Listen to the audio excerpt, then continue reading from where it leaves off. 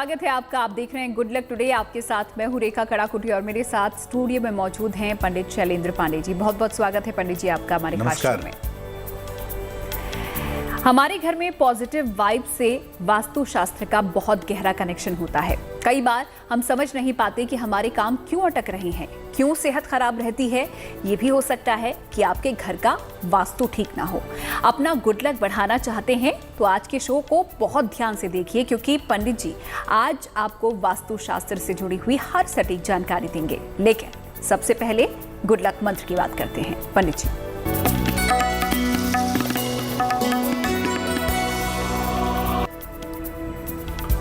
जो लोग बृहस्पतिवार को केले का दान करते हैं, उन्हें बृहस्पतिवार को केले का सेवन नहीं करना चाहिए। अगर आपका बृहस्पति खराब है और आप उसकी शांति के लिए बृहस्पतिवार को केले का दान करते हैं, वैसे तो केला खा सकते हैं, ऐसा कोई हर्ज नहीं है, लेकिन बृहस्पतिवार के दिन जिस दिन आप केले का दान करेंगे उस दिन केले का सेवन नहीं करेंगे। तो गुड लक मंत्र तो पंडित जी ने आपको दे दिया, आगे आपको बताएंगे इस खास कार्यक्रम में महा उपाय भी, लेकिन बात पहले पंचांग की पंडित जी। बिल्कुल।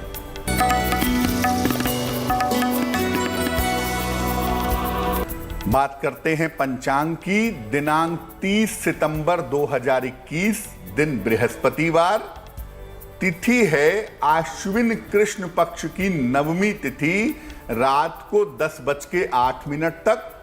नक्षत्र है पुनर्वसु नक्षत्र। चंद्रमा मिथुन राशि में संचरण कर रहे हैं शाम के 7:05 तक। इसके बाद कर्क राशि में चले जाएंगे। राहु काल का समय दोपहर के 1:30 से तकरीबन 3 बजे तक।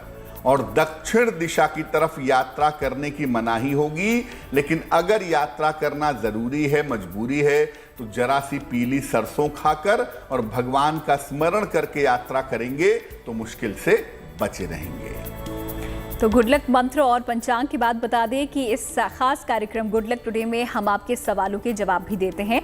आप अपने सवाल हमें ईमेल कर सकते हैं। हमारी ईमेल आईडी आपकी टीवी स्क्रीन पर फ्लैश हो रही है। फिलहाल बढ़ते हैं अपने विषय की तरफ। वास्तुशास्त्र क्या है? वास्तुशास्त्र ये कैसे काम करता है, जानते हैं पंडित जी से।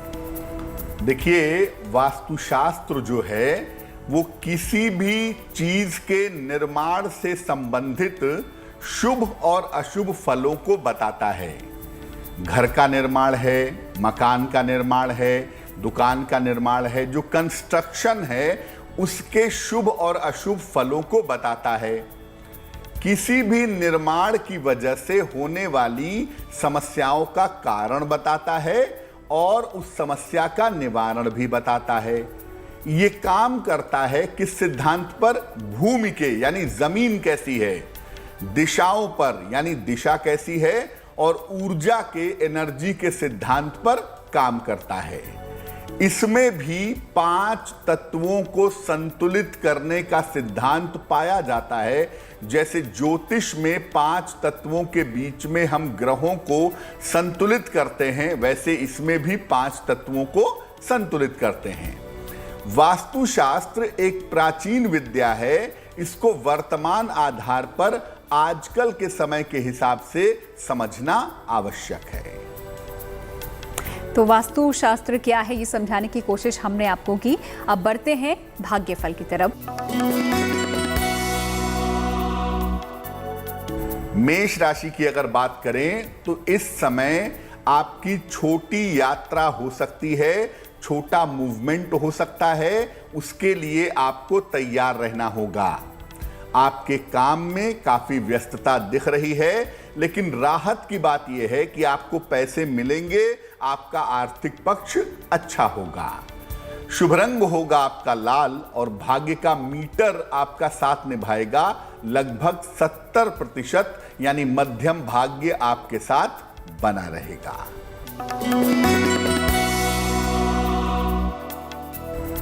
वृषभ राशि, आर्थिक स्थिति में सुधार होगा। रुके हुए पैसे आपको प्राप्त होंगे। इस समय संतान पक्ष की उन्नति होती दिखाई दे रही है। कर्ज के लेन देन में अगर आप सावधानी रखें तो आपके लिए बहुत अच्छा होगा।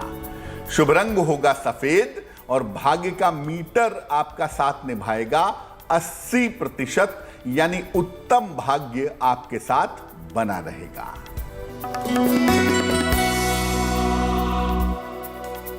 मिथुन राशि, स्वास्थ्य आपका पहले से बेहतर होगा, आपकी मानसिक स्थिति बेहतर होगी, रिश्तों की समस्या में सुधार होता दिख रहा है।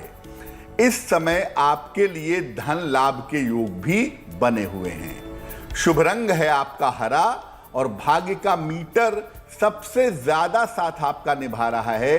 भाग्य मीटर है आपका 90%, यानी सर्वोत्तम भाग्य आपके साथ बना हुआ है। तो भाग्यफल हमने शुरुआती 3 राशियों का तो आपको बता दिया, आगे बची हुई राशियों का भी रुख करेंगे, लेकिन फिलहाल बात कर लेते हैं एक बार फिर से वास्तु शास्त्र की, जिसके प्रयोग में किन सावधानियों को बरतना चाहिए ये भी थोड़ा समझते हैं पंडित जी से। बिल्कुल, देखिए, वास्तुशास्त्र को समझने के लिए कुंडली का अध्ययन भी करना चाहिए। आपकी कुंडली में कौन सी दिशा गड़बड़ दिख रही है, उस दिशा में आपके घर में गड़बड़ जरूर होगी। तो वास्तुशास्त्र को समझने के लिए घर के मुखिया की कुंडली भी देखिए, तब जाकर के इसके सही परिणाम मिलेंगे। जो मकान जमीन पर बने हुए हैं, ग्राउंड फ्लोर पर हैं, और जो फ्लैट हैं, इनके अंतर को भी समझना होगा। दोनों के वास्तु के सिद्धांत बिल्कुल अलग हैं। जमीन के मकान का वास्तु अलग है और फ्लैट के वास्तु अलग है। इसके अलावा घर के रंग पर भी ध्यान देना होगा कि किस रंग का प्रयोग आपने अपने घर में किया हुआ है, और घर में रहने वाले लोग कैसे हैं ये भी समझना आपके लिए जरूरी होगा, क्योंकि घर में रहने वाले लोगों से ही घर के वाइब्रेशन का, घर की तरंगों का निर्माण होता है। इसलिए घर में रहने वाले लोगों के स्वभाव को, सोच को समझना जरूरी होगा। तो कई बातों को यहाँ पर समझना होगा, कई सावधानियां यहाँ पर बरतनी होती हैं वास्तुशास्त्र में भी। फिलहाल रुक कर लेते हैं अगली 3 राशियों का, बात करते हैं कर्क, सिंह और कन्या राशि के भाग्यफल की। बात करें अगर कर्क राशि की, तो परिवार में बेवजह के विवाद हो सकते हैं, बेवजह का तनाव हो सकता है। शांति बनाए रखिए। धन का खर्च इस समय आपका बढ़ा रहेगा, इसकी संभावना दिख रही है। अगर आप चाहते हैं कि आपका गुड लक बढ़े, आपका तनाव कम हो, तो केले का दान कर दीजिएगा। शुभ रंग होगा क्रीम और भाग्य का मीटर आपका साथ निभाएगा 60%, यानी मेहनत ज्यादा होगी, भाग्य कम होगा।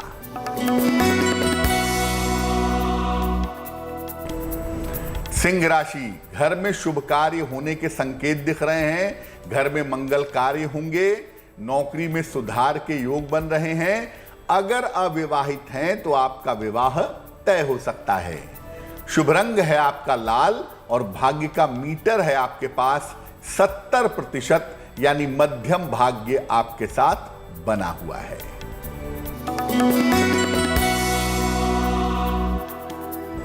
कन्या राशि, सेहत में सुधार होता दिख रहा है, मन की स्थिति बेहतर हो रही है और आपके करियर में लाभ के संकेत भी दिख रहे हैं। इस समय कुछ ऐसा होगा जिससे आपको चिंताओं से मुक्ति मिलेगी। शुभ रंग होगा आपका धानी और भाग्य मीटर आपको नंबर दे रहा है 80%, यानी भाग्य आपका मजबूत है। तो कर्क, सिंह और कन्या राशि के जातकों के लिए कैसा बीतने वाला है दिन, और साथ ही अगर कुछ अच्छा नहीं हो रहा है तो इसके लिए भी उपाय गुड लक टुडे में पंडित जी आपके लिए लेकर आते हैं। फिलहाल वास्तुशास्त्र की बात करेंगे, क्योंकि घर के वास्तुशास्त्र में कुछ बातों का ध्यान देना जरूरी होता है। ऐसी कौन सी बातें हैं पंडित जी आपको बताएंगे। जो मकान जमीन पर बने हुए हैं, घर हैं, उनके वास्तु में किन बातों का ध्यान दें। सबसे पहली चीज है कि घर की मुख्य दिशा का ध्यान जरूर दें। घर से निकलते समय आपका चेहरा जिस दिशा में होता है, आपके घर की दिशा वही होती है, इसका ध्यान रखिए। सूर्य के प्रकाश का ध्यान रखिए। घर में कम से कम दिन में आधे घंटे सूर्य की रोशनी जरूर आनी चाहिए। घर के जो मुखिया हैं उनके साथ देखिए कि घर के वास्तु का तालमेल कैसा है। और घर में अगर कोई गड़बड़ी है तो तोड़ फोड़ मत करिए, उसे रंगों के माध्यम से, कलर के माध्यम से आप ठीक कर सकते हैं। घर के पूजा स्थान का और घर में जो सीढ़ियां हैं उनका विशेष ध्यान दीजिए, क्योंकि इन दो जगहों पर ध्यान देना बहुत जरूरी होगा। और जिस भी घर में आप रहते हैं वहां नियमित रूप से पूजा उपासना करिए। सुबह शाम दोनों समय अगर आप पूजा उपासना करेंगे तो निश्चित रूप से लाभ होगा। तो वास्तुशास्त्र की हम बात कर रहे हैं घर के। फिलहाल एक बार फिर से रुक कर लेते हैं भाग्यफल का। अब देखते हैं तुला, वृश्चिक और धनु राशि का भाग्यफल। बात करते हैं तुला राशि की। काम में आपके काफी व्यस्तता दिख रही है और ये व्यस्तता लाभदायक है आपके लिए। किसी लंबी यात्रा पर जा सकते हैं, इसकी संभावना भी बनी हुई है। इस समय अगर अपने बड़ों की, बुजुर्गों की बात माने तो उनकी सलाह से लाभ होगा। शुभ रंग है आपका सफेद और भाग्य का मीटर आपका साथ निभा रहा है। 75% यानी उत्तम भाग्य आपके साथ बना हुआ है।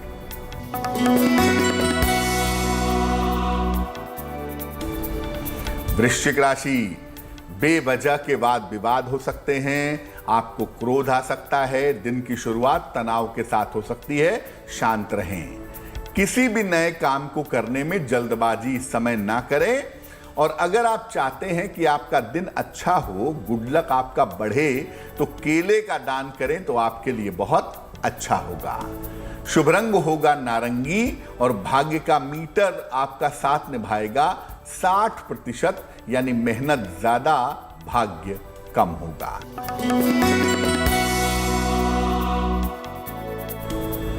धनु राशि, करियर में सफलता के सुंदर योग आपके लिए बने हुए हैं। करियर में आपको काफी लाभ होगा। स्थान परिवर्तन के योग भी आपके लिए दिख रहे हैं। अगर आप अविवाहित हैं तो इस समय आपके विवाह संबंधी बातें आगे बढ़ेंगी। विवाह आपका तय हो सकता है। शुभ रंग होगा पीला और भाग्य का मीटर आपको नंबर दे रहा है 70%, यानी मध्यम भाग्य आपके साथ बना रहेगा। फिलहाल बता दें कि इस खास कार्यक्रम में हम आपके सवाल भी लेते हैं, तो अगर आपके पास भी कोई सवाल है तो आप हमें ईमेल कर सकते हैं। हमारी ईमेल आईडी लगातार आपकी स्क्रीन पर फ्लैश हो रही है और हमारे साथ बने रहिएगा। आखिर में आपको बताएंगे महा उपाय भी। फिलहाल फ्लैट के वास्तुशास्त्र में किन बातों का ध्यान रखना चाहिए, ये जानते हैं। जो मकान जमीन पर बने हैं उनके वास्तु में क्या ध्यान रखेंगे, ये आपको बता दिया। अब आप फ्लैट जब लेंगे तो उसमें वास्तु में किन बातों का ध्यान रखेंगे। देखिए, फ्लैट में दिशा का कोई मतलब नहीं होता। फ्लैट में आपको सूर्य के प्रकाश का ध्यान रखना होगा और हवा का यानी वेंटिलेशन का ध्यान रखना होगा। घर के रंगों का ध्यान रखना भी आपके लिए जरूरी रहेगा। घर में पूजा स्थान को जागृत रखिएगा। अपने फ्लैट में शाम के समय पूजा स्थान पर दीपक जला करके प्रार्थना करेंगे तो पूजा स्थान जागृत रहेगा। घर के प्रवेश द्वार को अच्छा बनाइए। अगर आप फ्लैट में रहते हैं तो एंट्रेंस को अच्छा बनाइए, वहां प्रकाश की अच्छी व्यवस्था करिए, प्रवेश द्वार को साफ सुथरा रखिए तो बहुत अच्छा होगा। तो फ्लैट अगर आपके पास है तो इन चीज़ों का ध्यान आपको रखना चाहिए वास्तुशास्त्र के हिसाब से। अब वक्त हो गया है आपके सवाल का। देखते हैं आज का सवाल किसका है और पंडित जी के पास उनके लिए क्या समाधान है।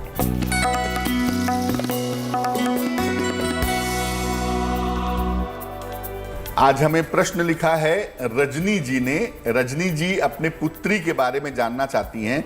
पुत्री का नाम है दीपाक्षी और पुत्री की जन्म तारीख है 2 फरवरी सन 2000। जन्म का समय है सुबह के 5 बजे और दीपाक्षी का जन्म स्थान है कोलकाता। रजनी जी पूछ रही हैं कि पुत्री डॉक्टर बन सकती है या नहीं बन सकती है, मेडिकल के क्षेत्र में जा सकती है या नहीं जा सकती है।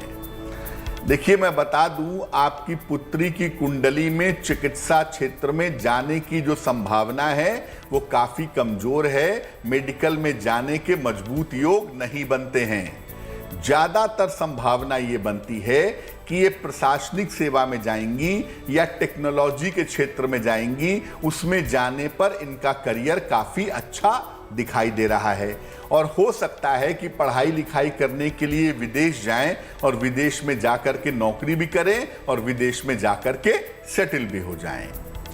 आपकी पुत्री का करियर और जीवन बेहतर हो, इसके लिए अपनी पुत्री को एक पन्ना बनवा करके पहना दें। लगभग 6-7 रत्ती का पन्ना चांदी की अंगूठी में, दाहिने हाथ की सबसे छोटी उंगली में, बुधवार की शाम को पन्ना पहनने से आपकी पुत्री को लाभ होगा। तो आपके पास भी कोई सवाल हैं जो आप पंडित जी से पूछना चाहते हैं तो आप हमें ईमेल कर सकते हैं।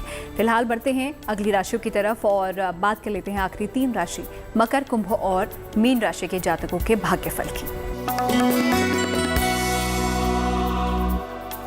बात करते हैं मकर राशि की। काम की अधिकता दिख रही है, काम का प्रेशर दिख रहा है। हालांकि रुका हुआ धन आपको प्राप्त होगा और जो आपके शत्रु हैं, जो आपके विरोधी हैं, वो परास्त होंगे। शुभ रंग जिसका प्रयोग करेंगे वो होगा नीला और भाग्य का मीटर आपका साथ निभा रहा है 65%, यानी मेहनत करेंगे तो लाभ जरूर होगा।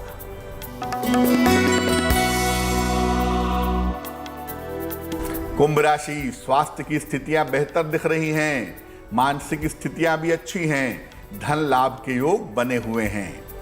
करियर में इस समय आपको नए अवसर मिल सकते हैं, लेकिन चुनाव में सावधानी रखिएगा।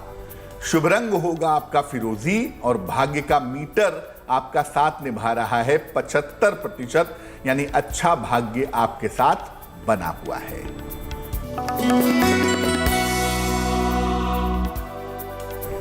मीन राशि, काम का दबाव बढ़ता हुआ दिख रहा है, धन खर्च से इस समय परेशानी हो सकती है। बेहतर होगा अपने गुड लक को बढ़ाने के लिए आप भगवान कृष्ण को या भगवान विष्णु को पीले फूल अर्पित करेंगे, मुश्किलें आपकी कम हो जाएंगी। शुभ रंग होगा पीला और भाग्य का मीटर आपका साथ निभा रहा है 60%, यानी मेहनत ज्यादा होगी, भाग्य थोड़ा कम रहेगा। तो 12 राशियों का भाग्यफल हमने आपको बताया। आगे आपके लिए महा उपाय भी आपका इंतजार कर रहा है, लेकिन फिलहाल वक्त है उनका जिनका जन्मदिन 30 सितंबर को है। उनके लिए आने वाला साल कैसा रहने वाला है पंडित जी? जी,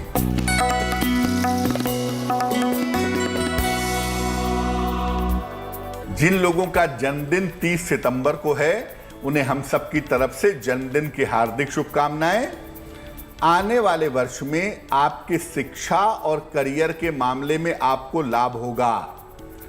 धन और कर्ज की समस्या में सुधार होगा। स्वास्थ्य शुरुआत में थोड़ा खराब रह सकता है, जिस पर आपको ध्यान देना होगा। और इस साल माता पिता के स्वास्थ्य का ध्यान देना भी जरूरी होगा। क्या करना चाहिए? पूरे साल भर भगवान शिव की उपासना करें तो वर्ष आपके लिए बहुत अच्छा रहेगा। और चलिए वक्त हो गया है महा उपाय का। देखते हैं आज का महा उपाय किस विषय से जुड़ा हुआ है पंडित जी।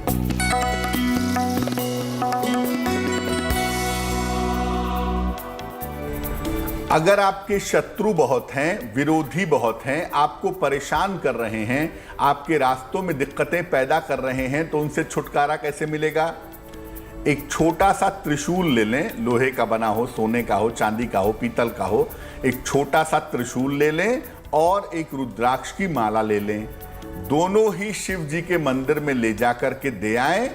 रुद्राक्ष की माला को वापस ले आएं और इसे प्रसाद के स्वरूप गले में धारण कर लें और शत्रु बाधा के नाश करने की प्रार्थना करें। ये रुद्राक्ष की माला आप गले में पहने रहेंगे, रात में सोते समय निकाल देंगे, फिर सुबह स्नान करके पहन लेंगे। जब तक ये माला आपके गले में पड़ी रहेगी, बनी रहेगी, तब तक आपको शत्रु और विरोधी नुकसान नहीं पहुंचा पाएंगे। तो बहुत ही आसान सा महा उपाय यहाँ पर पंडित जी ने आपको बताया। तो अगर आपके भी शत्रु बाधा डाल रही हैं किसी भी कार्य में, तो इस उपाय को आप अपना सकते हैं। फिलहाल पंडित जी का बहुत बहुत शुक्रिया हमारे साथ इस खास कार्यक्रम में हमेशा की तरह जुड़ने के लिए। इसी के साथ आज की इस खास पेशकश में इतना ही, लेकिन बाकी खबरों के लिए आप देखते रहिए गुड न्यूज़ टुडे।